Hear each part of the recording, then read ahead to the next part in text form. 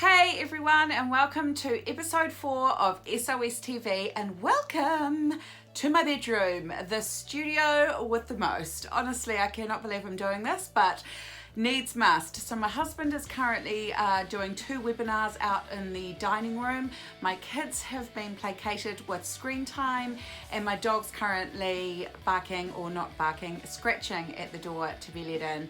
But hopefully we get through this episode and I can fill you up, fill your cup up, make you feel fabulous, and hopefully leave you with some tips and tricks on lots of cool stuff that I've got coming up. All right, let's get on with it.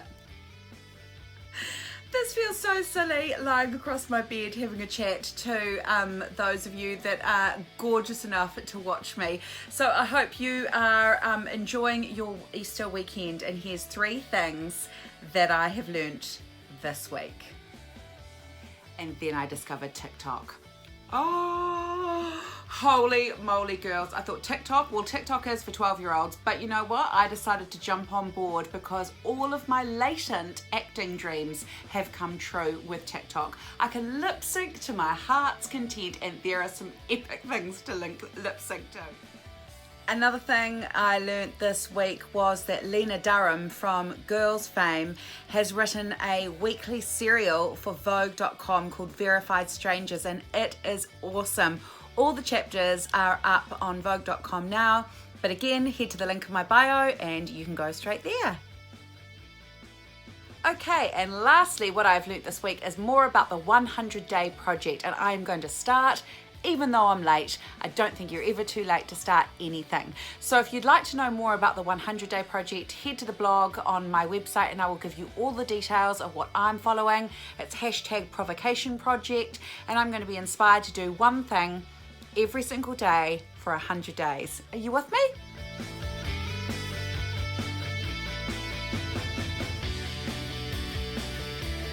First up today, I have been lucky enough to have Renee Williams come join us. She's from The Perfect Hour, and she is going to teach us all about visible mending. Quite a cool project to have during lockdown. Also coming up, I have styled COCO the mannequin in a capsule wardrobe. I'm really excited about this piece, so do keep watching because she has actually given me the inspiration for a whole new wardrobe going into autumn.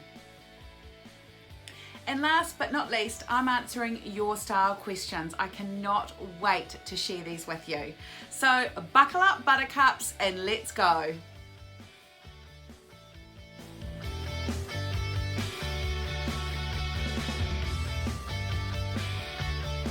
And I'm really happy to be here today to give you some of my top tips on the best way to tackle mending your clothes. I really like to use a technique called visible mending, which makes more of a feature of the repair and doesn't try to make it really invisible. So the first step before you would start doing something like this is to have a look at the type of fabric that it is that you need to mend. Visible mending works really well on sturdy garments such as jeans, bags, jackets, shirts, those type of garments that are quite sturdy and not stretchy. Knitted jumpers, knitted socks, knitwear in general, I would recommend using a different technique called darning, which we won't cover today. We're going to stick with the visible mending techniques.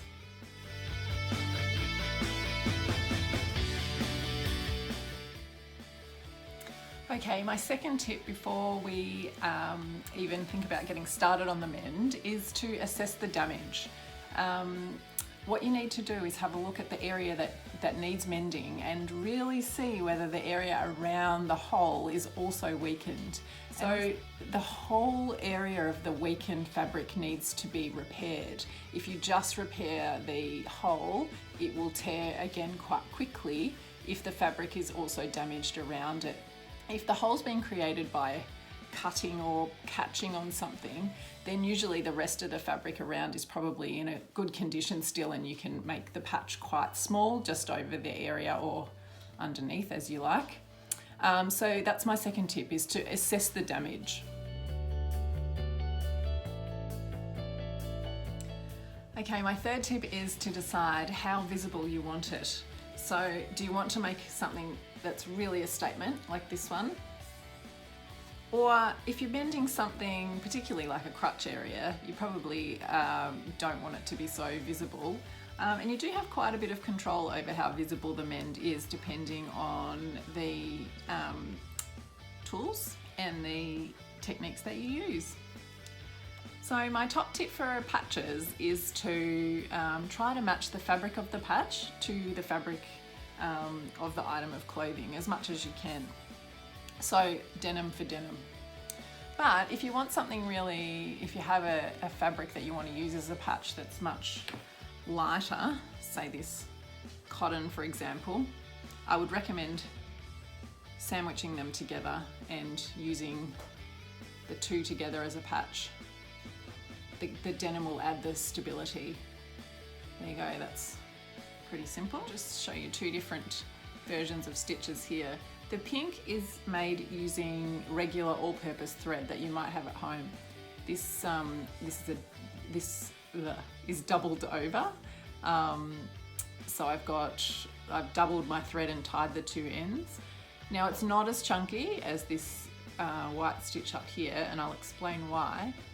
But you can still get some cool effects with regular thread and just using a regular hand sewing needle that you may have around at home. Interested in making the really chunky stitches like we have here and here.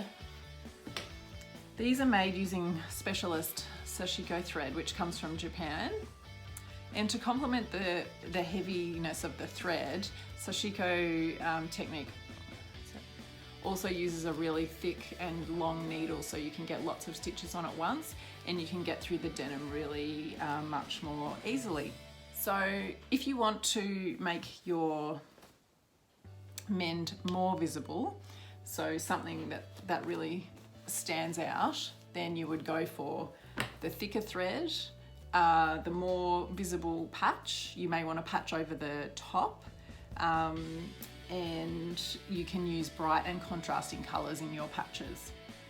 If you want your patching area to be less visible, match the colour of the patch to the garment, match the colour of the thread to the garment, and use a thinner thread. Use an all-purpose thread like this one. Another option here is to put the patch on the inside. This one is visible, but you can see this is an example of a patch on the inside, and then you can stitch around to secure the patch. If you'd match the colour of the thread and the patch, it would be much less visible.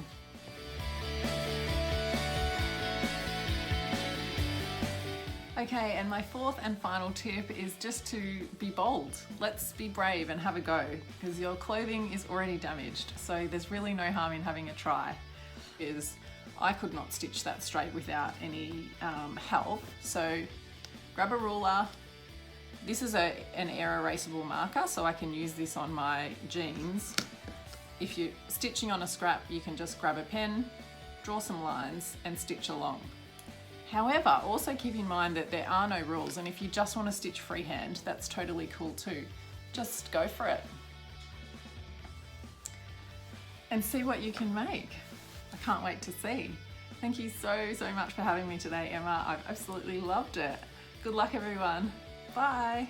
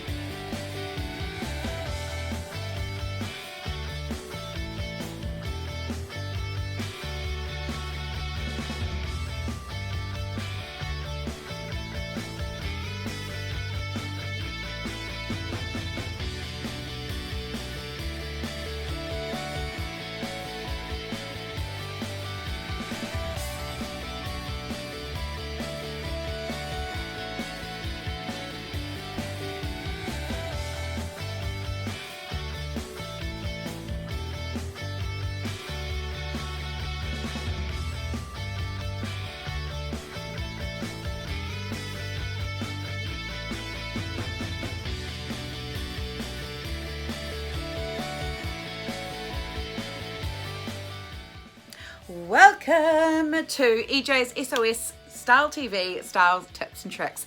Thanks for asking the questions so I can give you some answers. Before I start though, I wanted to give you a little bit of a heads up on how I feel about style rules. I hate them. I think they are outmoded and they are unnecessary for today's modern woman. I know that there's lots of tips and tricks though that you can use to enhance your style, to make you feel more confident and to give the clothing the attitude from you that it deserves. So do follow along, but please keep that in mind when I'm giving those tips and tricks. They are not the be all and end all. Style is supposed to be easy so that you can get on with the fun of living. So let's go. So my first question is an interesting one. It's actually about how to hide a mum tum. Now I feel that your mum tum is glorious because my God girl, you gave birth to a baby. But if it is a pain point for you, here are some tips and tricks that you can use to help flatter that gorgeous curve of yours. Tip number one is avoid very skinny belts. It literally draws a line around the area you want to avoid and draws people's eye toward it. Secondly, if you want to wear a belt, wear a wider belt, which will actually balance your proportions better. Notice that I am refusing to say it's a problem area. Secondly, choose an empire line or a line at your true waist, which skims over your tummy area.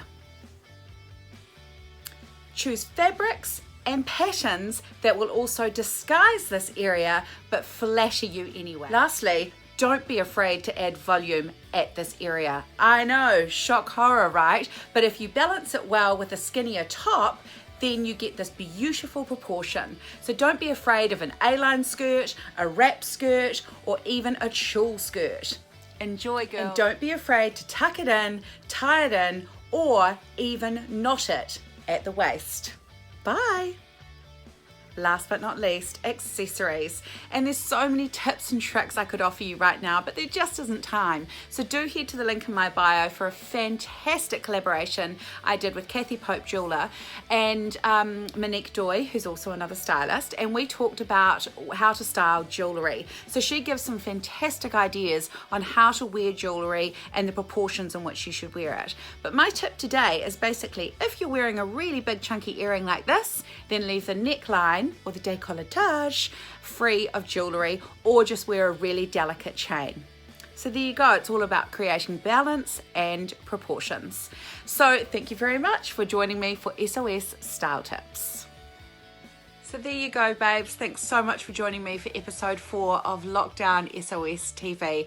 I'm so enjoying bringing you this. It's giving me such a lift to my week, and I hope you're getting out of it just as much as I love doing it for you. Just to leave you now with 3 things that made me laugh this week. 1, I fell down when I was doing a yoga pose, so you can't teach old dogs new tricks. 2, hearing my kids laugh together, even just for a moment, gives me the sweetest memories. And 3, all the baking I'm doing, I'm going to drop you the links in my blog because my God, I have done so much carb-based baking this week. It's insane. I've made cinnamon scrolls, I've made loaves, I've made banana bread and carrot cake and scones. But most importantly, I discovered Chelsea Winter's aioli and I am in love. So check it all out on my blog for SOS TV. Thank you so much for joining me. I hope you got some great tips and tricks out of it. Have safe and happy weeks at home, and I'll see you next week. Bye.